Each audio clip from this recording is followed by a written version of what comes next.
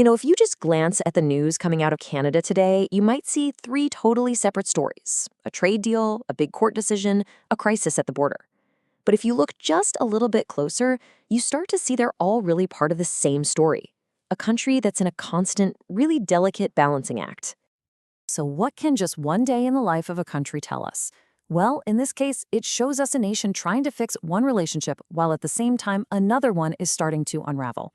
We're going to see Canada dialing down a major trade fight, closing the book on a really painful legal chapter, and then boom, staring down a brand new economic threat.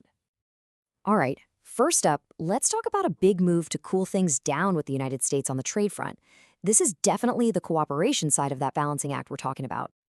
And the scale of this is just huge. Canada is getting rid of retaliatory tariffs on a whopping $21 billion worth of American goods. But, that massive number doesn't tell the whole story. The real kicker is in the details of what's on the list, and maybe more importantly, what isn't. So, this means tariffs are disappearing from a lot of everyday things. Think orange juice, peanut butter, wine, that kind of stuff. And it's happening because the U.S. clarified some exemptions in that big USMCA trade deal. But, and this is super important, this is not a total peace treaty. The tariffs on the really heavy hitters like cars, steel, and aluminum, those are staying right where they are, at least for now.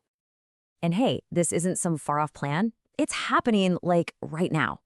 These tariffs are officially coming off the books on September 1st. But not everybody in Canada was popping champagne corks over this. The government's move got some immediate pushback from union leaders and certain politicians. They basically framed it as Canada just giving in to the U.S. for no good reason. Now, at the very same time the government was dealing with all that international trade stuff, it was also trying to close the book on a really divisive issue at home.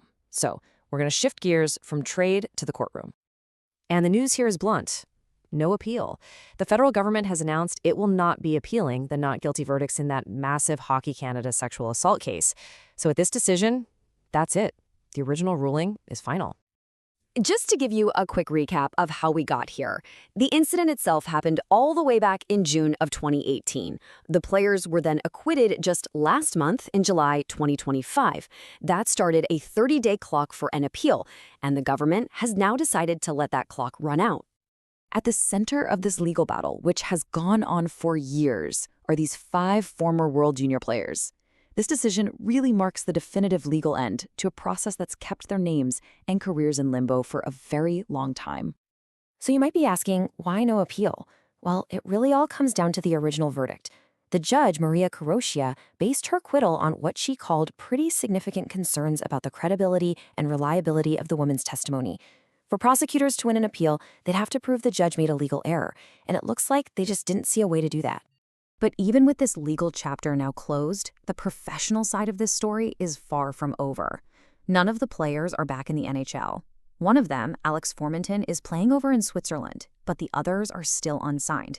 Their futures in hockey are still a huge question mark. Okay, and that brings us to our last story for the day. And it's a perfect example of that balancing act. Because just as one source of tension with the U.S. cools down, a whole new one flares up, creating a really urgent problem for the Canadian economy right at the border. And you can just see the dominoes fall here. It all starts when the U.S., pretty much out of the blue, stops processing visas for foreign truck drivers. Well, that immediately sends a shockwave through Canada's trucking industry because it's a direct threat to the national supply chains that are basically the lifeblood of the whole economy. So the response was, as you can imagine, immediate. The trucking industry in Canada is now putting some serious pressure on the federal government, basically saying you need to fix this and you need to fix it now before it causes major disruptions.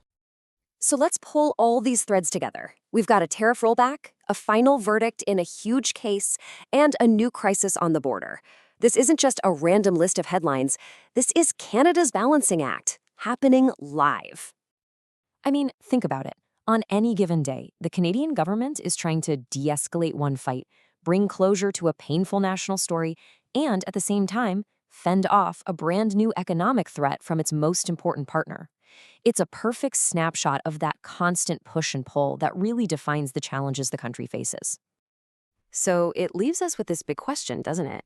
When you're constantly putting out one fire just as another one sparks to life, what does this endless balancing act, this mix of cooperation and confrontation, of healing old wounds while facing down new threats, what does it all actually mean for Canada's future? Thanks for joining this explainer.